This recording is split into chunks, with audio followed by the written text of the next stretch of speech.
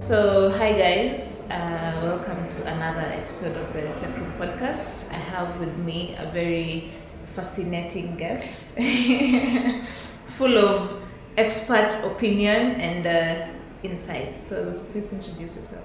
Thank you. My name is Pamela Adede. I am a data specialist.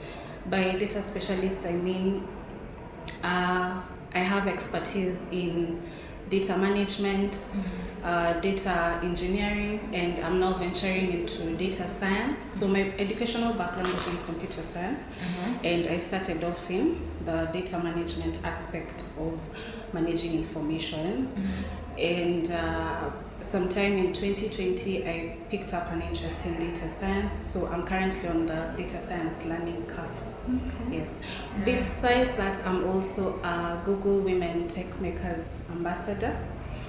Okay. So in my capacity, in that capacity, what I do is encourage and support more women to join STEM, science, technology, engineering, and mathematics, because females are largely underrepresented in the field of STEM.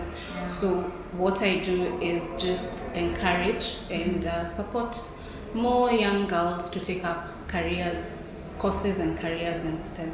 Yeah. So let's talk more about your role. You say that a Google Women Techmakers Ambassador. Yes.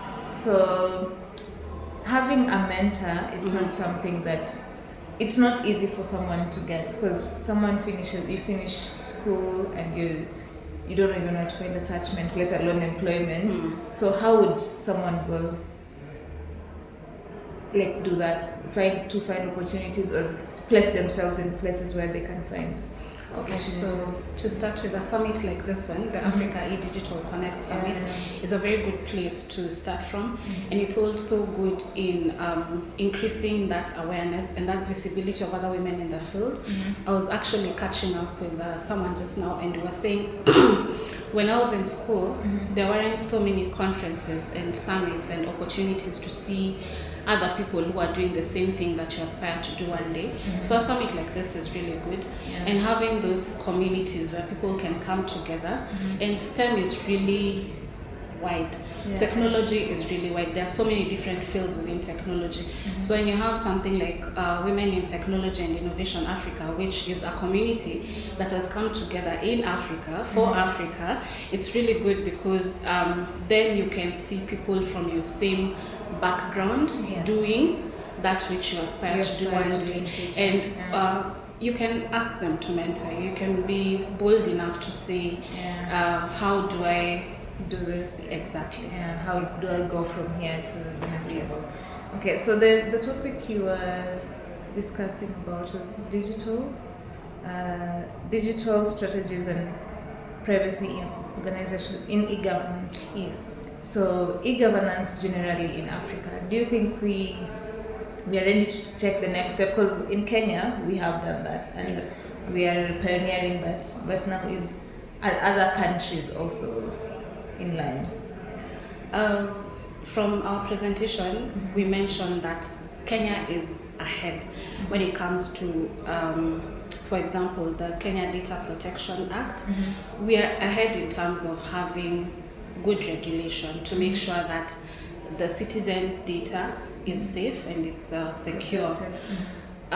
We don't have a framework yet for the whole of Africa as far as I'm concerned, but we are doing well in terms of e-citizen, in terms of increasing that efficiency, such that if I need government services, I don't need to travel to an office the way it was many years back. Yes, I can apply for a passport from the comfort of my home. I can check whether my driving license is valid from the comfort of my home, and that kind of thing. So as for the rest of Africa, I'm not really sure, but Kenya has done well in making sure services are at our fingertips. Okay. What's next for e-governance, or what's your recommendation for what you can do better? What we can do better is as a government increase awareness. Increase awareness, especially when it comes to data protection. Citizens should know about the Kenya Data Protection Act. It's very good However, citizens also need to know what is it, how does it help us, and beyond that, what are some of the things that we can do ourselves to be cyber safe, to protect ourselves when we are online. When we are accessing e-citizen, what are some of the things that we can do to protect ourselves? So, for instance, because of the digital divide in Kenya and Africa and everywhere really, not everyone has access to a personal computer.